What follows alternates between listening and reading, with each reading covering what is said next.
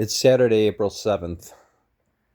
Saturday, August 7th, 2026. I'm getting a little tired. I've been putting a lot of work in here, and we're getting close to having all the drywall up.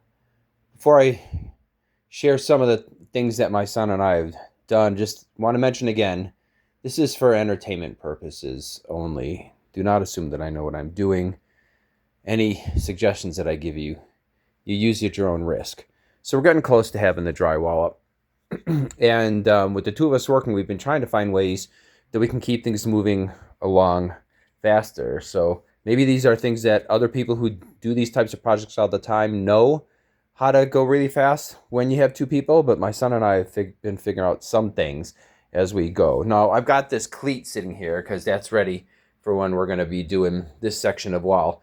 So one of the things that we've done now to kind of pick up the pace a little bit is we'll use the cleat to get the upper section on the wall and then just get a few of the screws in place so that that will be stable. Then we'll take the cleat off and then get the lower piece in. Now, my son could, this is the trade-off is that like what we started doing now is instead of like using like a level to compare the stud from the upper to the lower so that he can draw the lines and be screwing while I'm cutting another one, there's that slight delay while I cut the bottom one. But then what we can do is like we've marked on the ceiling where the studs are, and then we'll mark along the floor where the studs are as well. And then what we're able to do when we have these two in is we've got the chalk line that will put at the top and you put at the bottom, and then you snap the chalk line and then you've got the whole thing. And then my son actually came up with this idea of having, I don't know if you would call it like a standard or a scribe. We got this little piece of plastic that he uses for like attaching like T-molding. He happened to pick this up off the floor. But so that we don't have to keep using the tape measure all the time, the lines are kind of faint, but you can see he drew lines here on this piece. And then what we do is, we've already had some of the screws around the perimeter, but he'll take it and he'll put it right by the base there. And then you can just really quickly mark where those things are and you don't have to keep using the tape measure. So that's helped us move things along some, keep both of us busy. And of course, another thing is that we have the two power, drills, screwdrivers that we're using, so both of us could be doing stuff. And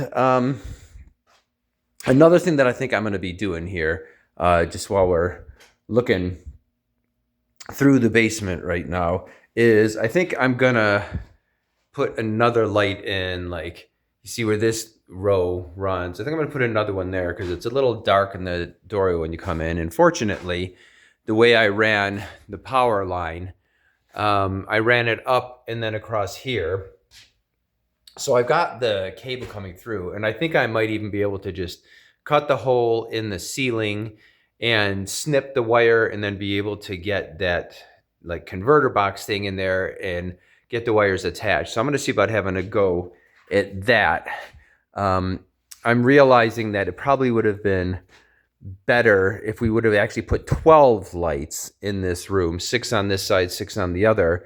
But it's not too bad right now with the way the lights are. There's a little bit of a shadow in the corner here, but it's not awful.